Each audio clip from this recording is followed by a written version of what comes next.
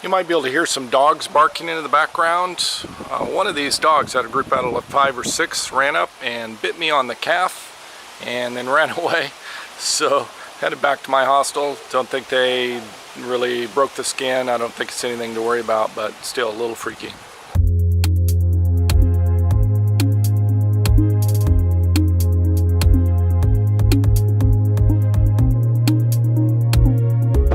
Station this morning, going to Romania, leaving Moldova, and it should be about a 3-hour ride depending on how long it takes to get through the immigration line. On the bus, have a great location, very nice people.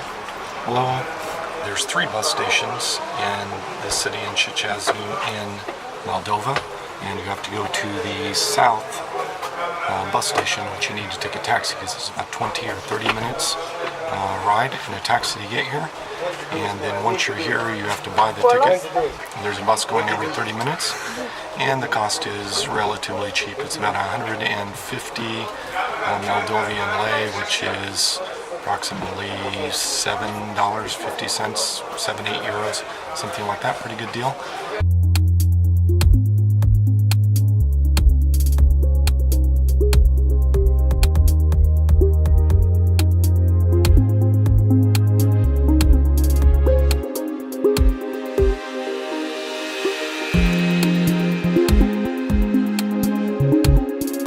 Stopping here, letting some passengers off and picking up some new ones, probably 10-minute wait, and then getting back on the bus, heading to the border.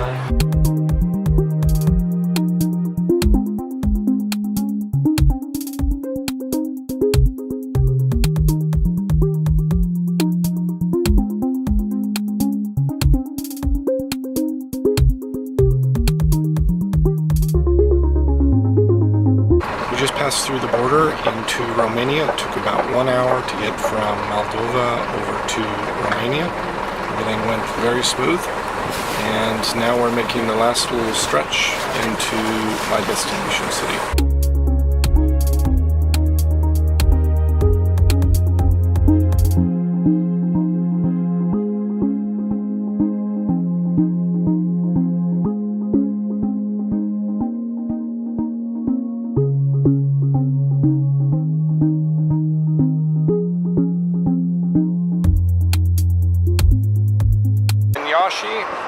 And just got off the bus, and now I'm looking for an ATM machine to get some Romanian money. Conversion rate here is 4 to 1. The ATM now, so gotta get a taxi and get a ride to my hostel. So we're very close to the hostel and driving up the street. Should be here in a couple minutes. Finding my hostel was just a little bit of a challenge, even with the taxi. We drove up and down this street maybe twice, and then we finally figured out the address, and the hostel is down this little alleyway, which makes it really interesting because there's no markings out near the street, and then here it is.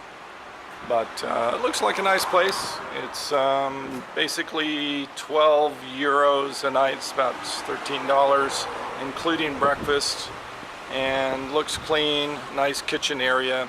I think it'll do just fine. It's time for a question and answer session again. I really like doing these. Seemed like they had really good feedback last time from people watching the episodes. Today's question is, do you have any difficulty finding restrooms in Ukraine, Poland, in the Eastern former Soviet Union area? The answer is no. No, it's not really any different than Germany, France, Italy. Usually they're clearly indicated with a large WC wash closet, just like the rest of Europe, not a problem. And just like most of Europe, there is a small fee usually that you pay to an older lady who's tending the door, an old man.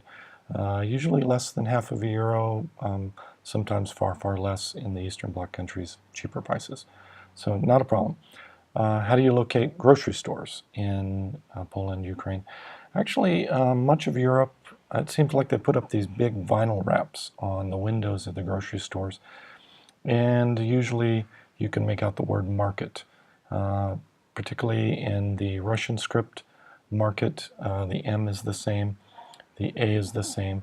The R looks like a P, sort of like a Greek row, and then a KET. So it's really, really close. You'll be able to find it. Vinyl wraps are really, really clear. If not, look for anybody under 25 or 30. Then most likely they speak some English and they can help you out. Train schedules and bus schedules when you get to like the train station. Now that's probably one of the biggest challenges you'll have in the former Soviet Union, because they're pretty much picking up English as a second language much later. So the key there is to look for somebody over the age of 16 or 17 up to say 30, 35, and go up to them and ask them very slowly, very clearly, do you speak a little English? Can you help me with train schedule? And you try to speak very slowly, very clearly, and you shouldn't have any problems. I've had absolutely wonderful help from them, even if they didn't speak very much.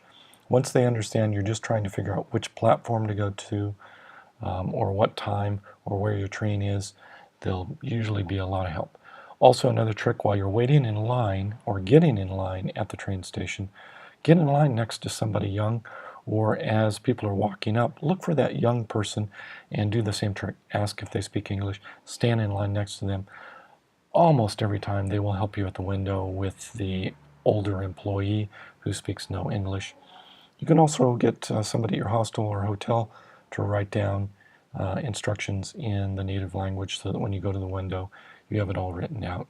Sometimes I do that even in just English. I'll put down the city I'm leaving from and an arrow city I'm going to, and the time, or first the date. Put the date first, and then put down some times, and maybe question mark, like 9, question mark, 10, question mark, and then use teens for the upper times, like 14 for 2 o'clock in the afternoon, like 1600 for 4 o'clock in the afternoon.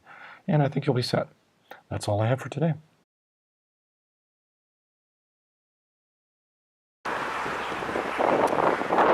Across the street over there, there's hundreds and hundreds of giant blackbirds just filling up all the trees. The branches are bending down just from their weight, and they're swarming around.